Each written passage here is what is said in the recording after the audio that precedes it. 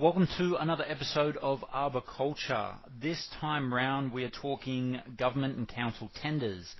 It comes up time and time again when I'm chatting with business owners right around Australia. We seem to get on the subject of council tenders, and it's something I honestly know nothing about.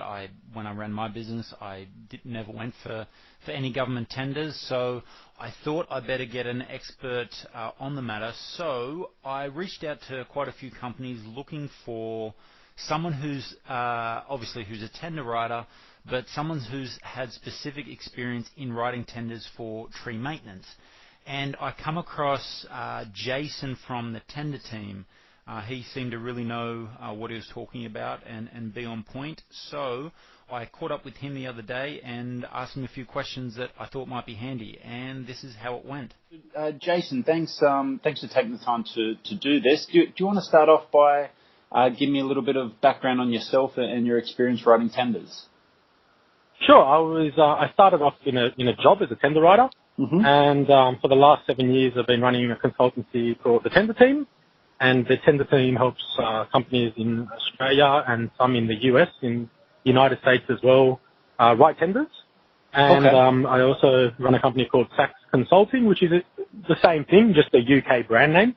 And we help people write tenders. So we help tradies, we help people in the construction industry as well as professionals. Okay, and you've had a bit of experience writing for tree maintenance? Sure, yeah, fair bit. For example, Brisbane City Council, which is one of the largest councils in Australia, we completed their tree maintenance tender for one of their biggest suppliers that were a current supplier and they didn't want to lose it. Right. Another one was for other local councils, government, and also private construction companies, and the tree maintenance people and property maintenance as well, basically, so property managers. Nice. And that's where the tree maintenance guys would be wanting to win the contract for 3 and 5 year periods to be their designated tree maintenance professionals. And tell me, what's the competition like? Applying for these tenders, is it stiff? Is there a lot of people going for it, or is there only a few of the larger companies that are applying for these tenders? The competition is substantial. It's not only the larger companies, especially for council or government level. Sometimes for the larger contracts, you need to join up with another company or where you don't have the expertise for a specific area. But in general, the small companies do get a chance to win them, and that's because some larger companies sometimes can lose out on quality. It's pretty structured in what they do. Yep. So, if you win the contract, if you haven't performed in the contract in 2 years' time, then you call us to say, hey, help us win this tender, and you've got negative feedback, KPIs have been missed, service levels, things like that, then it's difficult to sort of be reappointed. So it's reasonable competition, but you've still got a shot at winning it. And for some small businesses to win a contract like that is substantial. And for the large companies, it keeps the cash flow up. Okay. And tell me, what would you say are the top 3 things that councils or government would look for when assessing a tender? Do you think it's the plant and equipment, the safety standards, the experience? What are they looking at? I think your safety, environmental, and quality standards are a given. So they have to be right to get a chance to win the tender. Okay. Once you've passed that stage and you've got a compliant tender response, it generally comes down to 3 things. The first is the methodology, so how you're going to approach the contract and how you're going to complete it. So it's convincing them that you have the know-how and the capability and the long-term plan to be able to do it. Yep. The second one is the experience, of course, but also relating that experience to what the tender is asking. That's key. So there's no point in talking about how you service a whole lot of residential clients when you're trying to win the council tender or a large construction property tender. You want to talk about similar clients and it's got to be the right experience. And if not, you really need to talk about, okay, guys, we haven't completed any council tenders, but the way we manage our residential tenders, we're servicing 3,000 homes a week, so there's no problem. So it's about linking it. The third point is your personnel and equipment. Generally speaking, they don't mind who's actually doing the work, but you've got to put on solid and comprehensive CVs for your key personnel So your project managers, your supervisors and your CEOs, they want to know that you know how to manage the contract over the longer term and that you're going to deliver. And they also, with the equipment, it's important, but you've just got to put forward the fact that if you are going to buy any equipment because you don't have certain equipment for that tender, then you've just got to state that and prove that you're going to buy it. So demonstrate that you've had quotes and so forth. Really go the extra mile in showing that you've done your homework and you're ready to complete the contract. But what the councils or government want, and what the larger companies want, is they want you to put their mind at ease that once they award the contract, they don't have to worry and it'll get done. Okay. So it's the job of the tender writer to sort of do that. Right. And you mentioned about methodology, safety. What sort of things would a company, like, just say I'm a small business, all I've been doing is residential at the moment. What sort of things would I need to come to you with? Just say I was going to get you to write me a tender or help me apply for a tender for council. What sort of paperwork, what do I need? There'd be a lot of small businesses out there sort of scratching their head going, get a methodology. What do you mean? Where would they start? It's okay.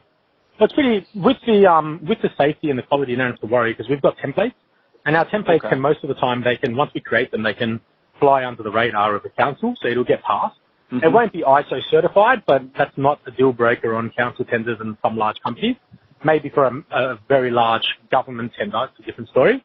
So templates are the answer that, we can sort of develop the safe work method statements, safety plans, site safety plans and so forth.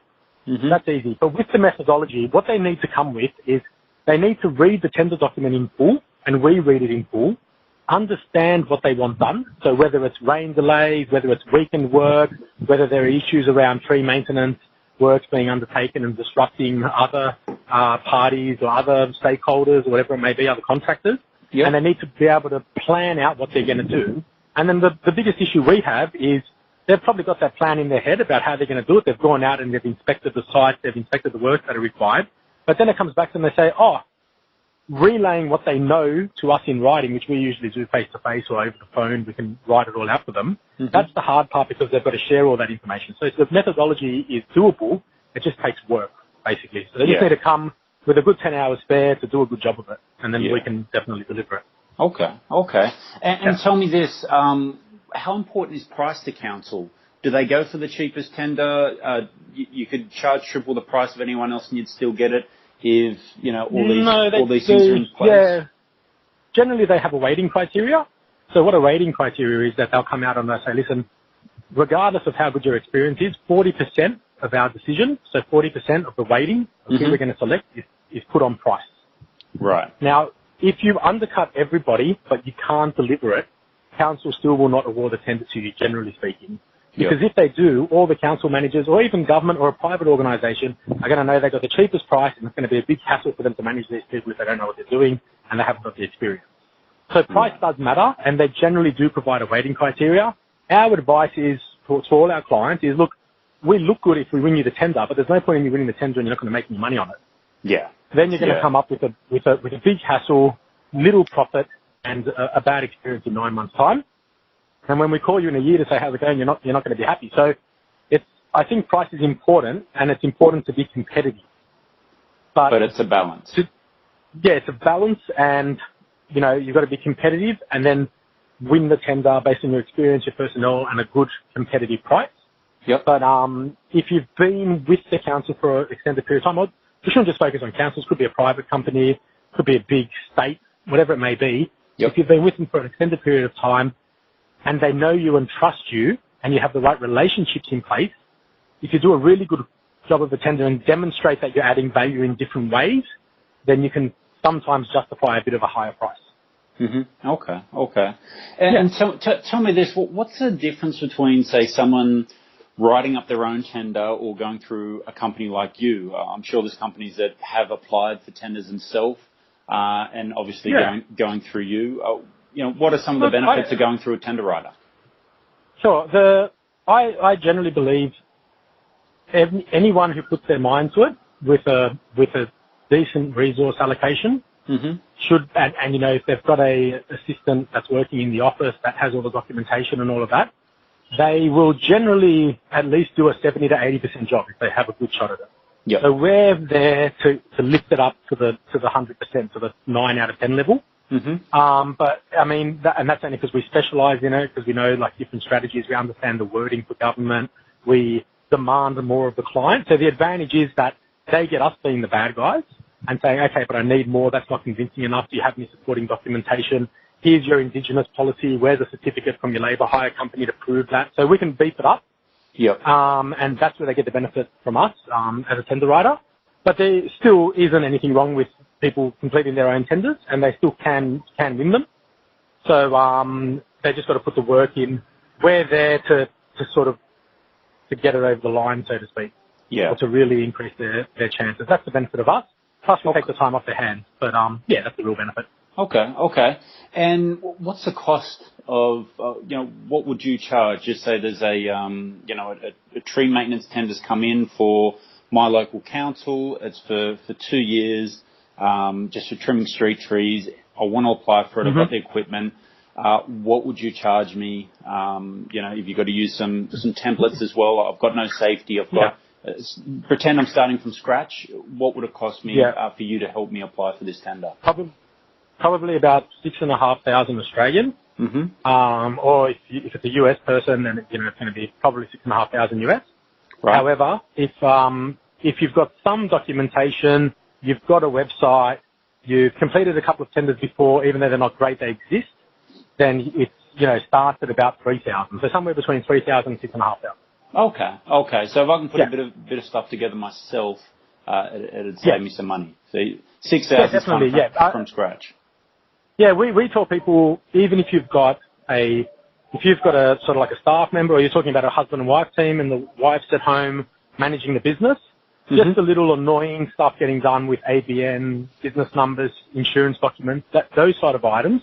If you're willing to sort of help out with that sort of work, then it takes a minimum of $1,500, so $1,500 off that price anyway.